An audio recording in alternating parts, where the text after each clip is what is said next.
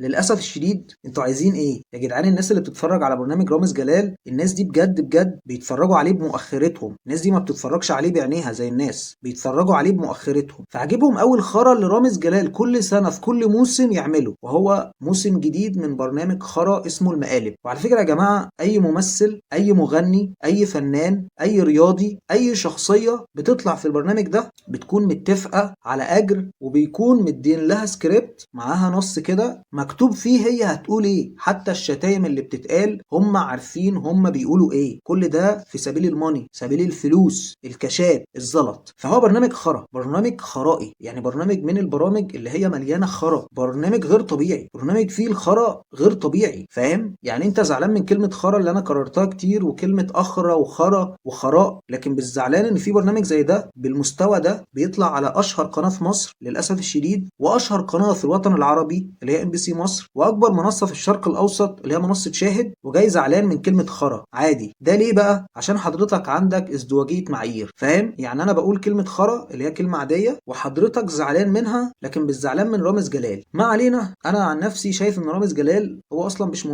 ممثل فاشل. برامج المقالب الاجنبيه بتتعمل بحرفيه. اللي هو بيعمله في البرنامج بتاعه كل سنه، والتنمر على الممثلين والضيوف والمغنيين والفنانين والنجوم والرياضيين وخلافه من الشخصيات اللي بتطلع معاه، ده لو اي حد في العالم عمله هيتحبس. لو انت طلعت على تيك توك او اليوتيوب او تويتر او انستجرام او الفيسبوك او ايا كان المنصه اللي حضرتك شغال عليها وعملته على السوشيال ميديا هتتحبس. المقدمه اللي بيقولها في كل حلقه وبيوصف بيها الفنان او النجم او الشخصيه او الضيف اللي معاه، التنمر عليه والتريقه عليه والسخريه منه، يخليك تتحبس اقل حاجه من 5 ل7 سنين. لو القاضي رأف بيك، القاضي كان حنين معاك، لو القاضي كان رحيم معاك، هيديك 3 سنين. لكن ازدواجيه المعايير بتخلي ان اي حاجه رامز جلال يعملها سواء في تقديم البرامج او في اداء المقالب ان هي حاجه عاديه. والحجه بتاعه النقابه والرقابه حاجه واحده بس، وهي ان البرنامج ده بيتعرض على قناه اجنبيه اللي هي ام بي سي مصر التابعه لمجموعه ام بي سي، وعلى منصه شاهد. الاتنين اجانب، يعني الاتنين مالهمش علاقه بمصر، فهم ما عندهمش الحكم عليها. فده طبعا حجه البريد مسح السبوره. هم بس فالحين يتشطروا على الناس اللي بيطلعوا على التيك توك واليوتيوب. احمد ماهر الممثل الكبير، احمد ماهر الممثل القدير، احمد ماهر طلع مع رامز جلال في البرنامج بتاعه السنه دي وشتمه. فالمشكله بقى النقابه بتعمل ايه؟ طلعت واعتذرت لابو رامز جلال وابو ياسر جلال. يعني انتوا سايبين البرنامج اللي كله مليان ايحاءات جنسيه، الفاظ خارجه، شتائم، سب دين، قذف، تنمر، سخريه، عنصريه، خراء. يعني عباره عن ايه؟ رامز جلال بدل ما يعمل حمام في الحمام، عمل حمام قدام الناس كلها. اكتر من 120 مليون مصري رامز جلال بيعمل حمام قصادهم.